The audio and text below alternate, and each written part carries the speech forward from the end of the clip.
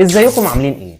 للناس اللي متابعاني وبالاخص بيتابعوا فيديوهات الشورتس او الفيديوهات القصيره بتاعتي، هتلاقوا دايما في المقدمه بقول مقدمه معينه او هوك معينه بقول فيها انت ازاي ما شفتش الفيلم ده لحد دلوقتي.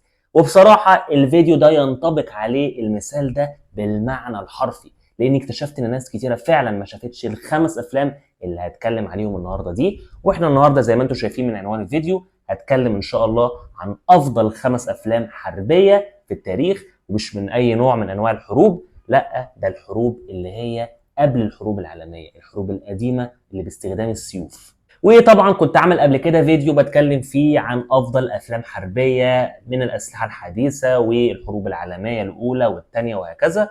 هسيب لكم طبعا اللينك بتاعه في الديسكريبشن تحت. وحابب اقول تنويه ان بعض الافلام دي في مشاهد منها غير مناسبة للمشاهدة العائلية. أتمنى لما أنت تشوفوا المشاهد دي تعدوها عشان ما نرتكبش أي ذنوب. وعشان ما اضيعش وقتكم ما تنسوش تدعموني وتشتركوا في القناة وتفعلوا زر جرس التنبيهات وتدوسوا لايك على الفيديو عشان ما يفوتكمش كل جديد. يلا بينا ما نضيعش وقت ونخش في الموضوع على طول.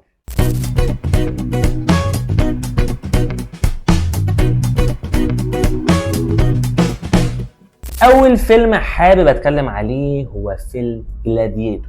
الفيلم بيدور في قلب الإمبراطورية الرومانية في عز مجدها. الأحداث بتركز على القائد العسكري العظيم المشهور بقوته وولائه للإمبراطورية وجيشه. القائد ده بيتعرض لظروف صعبة جدا بتغير مجرى حياته 180 درجة، وبتاخده من مكانة عالية وسط القادة والعساكر لمكان مختلف تماما ما كانش يتخيله. جوه الرحلة دي بيتعرض في مواجهة كبيرة جدا في صراعات على السلطة، ده غير الخيانة والمعارك الدموية جوه ساحة أو منطقة معينة اسمها الكولسيوم، ودي كان وقتها أكبر ساحة قتال في العالم. ومع كل ده البطل بيفضل متمسك بحلم واحد، وهي العدالة والشرف. القصة طبعا بتجمع بين الدراما الإنسانية والأكشن الحربي، فيها معارك ضخمة وحروب سيوف بيشارك فيها آلاف الجنود، ومشاهد القتال داخل الكولسيوم معمولة بإبهار بتخليك تحس إنك واحد من الجمهور. الفيلم طبعا خد 5 جوائز أوسكار كاملة، منهم أفضل فيلم، أفضل ممثل اللي هو راسل كرو، أفضل مؤثرات بصرية، وأفضل ديكور، وأفضل صوت. ده غير انه ترشح لجوائز تانية كتير، وده فعلا من الافلام اللي تقدر تقول عليها غيرت شكل السينما. بالمناسبة الجزء التاني نزل السنة اللي فاتت، كان حلو جدا برضه، لكن طبعا لا يقارن بالجزء الاول او عظمة الجزء الاول. Give them something they've never seen before.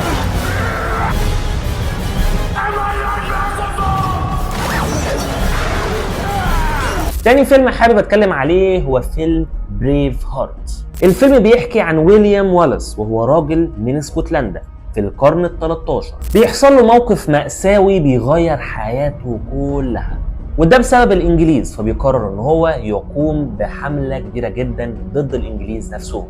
وفي الوقت ده الانجليز اصلا كانوا ماسكين البلد اللي موجود فيها. اللي بيميز والاس انه مش جندي ولا ملك، لا ده واحد عادي بس عنده قلب شجاع ويقدر يوحد الناس ويلمهم حواليه عشان يقفوا قدام الظلم. وفعلا بيبدأ حرب ومعارك أسطورية كلها حماس وشجاعة، ده غير قصة الحب المؤثرة جدا داخل الفيلم.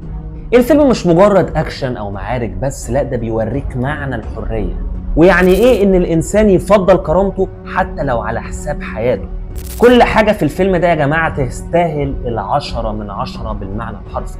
الإخراج، التصوير، التمثيل، كل حاجة. المعارك أو تنفيذ المعارك نفسها كانت بإتقان وحرفية، برغم إن الفيلم يعتبر مش جديد، كانت سنة 1995، بس اتفرج على جودة الفيلم يا جماعة. Tell our enemies that they may take our lives, but they'll never take our freedom! من الافلام اللي حابب اتكلم عليها هو فيلم The Last Samurai. الفيلم بيدور في اليابان في القرن 19، وقت ما كانت اليابان بتحاول تسيب تقاليدها القديمة وتدخل العصر الحديث بالسلاح الغربي والجيش النظامي. البطل هنا اسمه ناثان ألغرين اللي بيمثل دوره توم كروز، جندي امريكي سابق حياته متلخبطة ومليانة ذكريات عن حروب مأساوية. بيطلب منه انه يسافر اليابان عشان يدرب الجيش الجديد على الأسلحة الحديثة، لكن المفاجأة ان الراجل ده بيتأثر على ايد مجموعة من الساموراي اليابانيين او الجنود اليابانيين في الوقت ده وأسروه داخل اليابان. هناك بيكتشف عالم جديد تماما، بيعرف معنى الشرف والانضباط وحب الأرض والروح القتالية المختلفة عن أي حاجة شافها قبل كده، وهو عايش معهم بيتغير من جواه. فبيتحط قدام خيار مصيري ما بين الاتنين، يا يقف مع التقاليد والشرف اللي موجودة داخل اليابان ويبقى واحد منهم، أو يكون واحد من جيشه القديم أو الجيش الأمريكي. فيا ترى هو هيعمل إيه؟ هيرجع لجيشه ولا هيبقى واحد من جنود اليابان؟ شخصية توم كروز هنا يا جماعة تعتبر من أفضل الأداءات التمثيلية اللي عملها توم كروز في حياته أو في مسيرته كممثل. وطبعا الموسيقى التصويرية في الفيلم ده هي من إنتاج هانز زيمر، فطبعا مش محتاج أقول لكم الموسيقى التصويرية اللي موجودة داخل الفيلم ده عاملة إزاي. الفيلم بيوازن بين الدراما الإنسانية والمعارك الحربية بشكل يخليك متأثر ومتحمس في نفس الوقت. ده غير الديكور والملابس اللي بترجعك للأيام القديمة الخاصة بالزمن القديم في اليابان. الفيلم ترشح ل4 جوائز أوسكار: أفضل تصميم ملابس، أفضل ديكور، وأفضل صوت، وأفضل ممثل مساعد. What do you want from me? What do you want for yourself? من الأفلام اللي حابب أتكلم عليها وهو فيلم 300 أو 300. الفيلم بيحكي عن ملك إسبارتا اللي بيقرر يواجه أكبر جيش في العالم وقتها، وهو جيش الفرس بقيادة الملك زاركسس. الموضوع بدأ لما جيش الفرس بدأ يطلبوا من اليونان وبعتوا ناس لليونان عشان يأمروهم هم يستسلموا قدام جيش الفرس. لكن طبعا إسبارتا كان ليها رأي تاني. ليونيدس اللي هو البطل بتاعنا خد معاه 300 سبارتي او 300 مقاتل بس عشان يواجه الفرس، ووقفوا في ممر ضيق عشان يوقفوا جيش عدده مئات الالاف.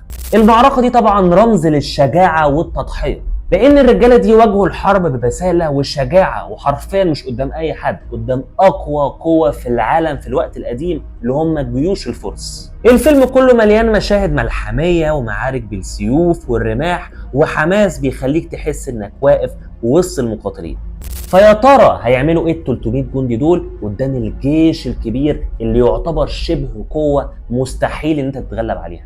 والمفاجأة يا جماعة ان الفيلم ده مستوحى بالكامل من قصة او من احداث حقيقية عن معركة حصلت في 480 قبل الميلاد. المعركة دي بالمناسبة كان اسمها ترومبايلي. وطبعا الفيلم ده زي ما انتم عارفين هو غني عن التعريف، مش محتاج ان انا اتكلم عليه خالص، ومكون من جزئين، لكن الجزء الاول طبعا افضل بكتير من الجزء الثاني. But take from them everything. من الافلام اللي حابب اتكلم عليها هو فيلم تروي.